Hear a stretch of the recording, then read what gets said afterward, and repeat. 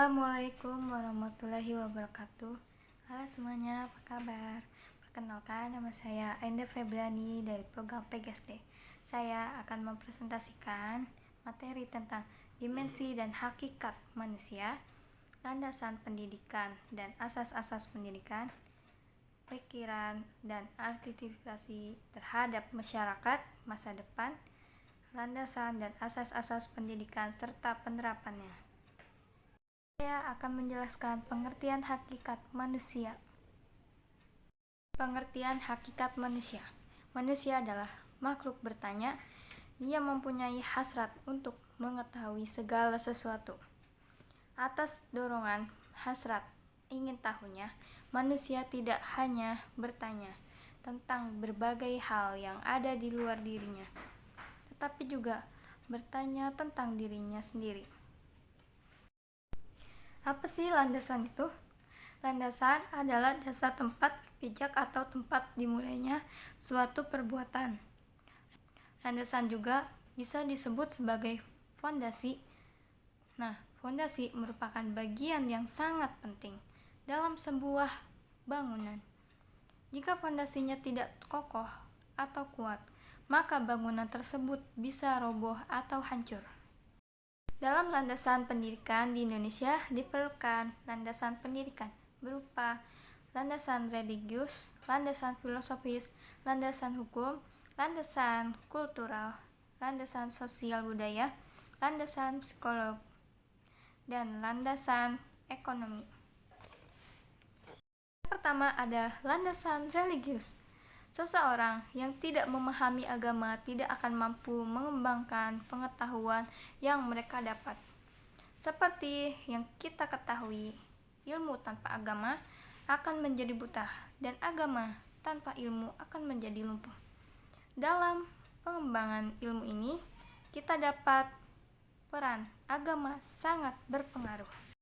Yang kedua ada landasan filosofis. Landasan filosofis bersumber dari pandangan-pandangan dalam filsafat pendidikan, menyangkut keyakinan terhadap hakikat manusia, hakikat tentang sumber nilai, hakikat pengetahuan, dan tentang kehidupan yang lebih baik dijalankan. Yang ketiga ada landasan hukum. Landasan hukum pendidikan merupakan seperangkat peraturan dan perundang-undangan yang menjadi panduan pokok dalam pelaksanaan sistem pendidikan di Indonesia. Permasalahan yang saat ini terjadi adalah perundangan dan peraturan yang ada belum sepenuhnya terlaksana dengan baik. Yang keempat, landasan kultural. Landasan kultural adalah landasan yang lebih menekankan kepada nilai-nilai kebudayaan bangsa, yaitu suatu kultur budaya yang menjadi jati diri bangsa yang telah ada sejak zaman dahulu dan tidak berpengaruh oleh unsur budaya lain. Yang kelima, landasan sosiologis. Landasan sosiologis pendidikan adalah analisis ilmiah tentang proses sosial dan pola-pola interaksi sosial di dalam sistem pendidikan. Yang keenam, landasan psikologis. Landasan yang membahas berbagai informasi tentang kehidupan manusia pada umumnya serta gejala yang berkaitan dengan aspek pribadi manusia.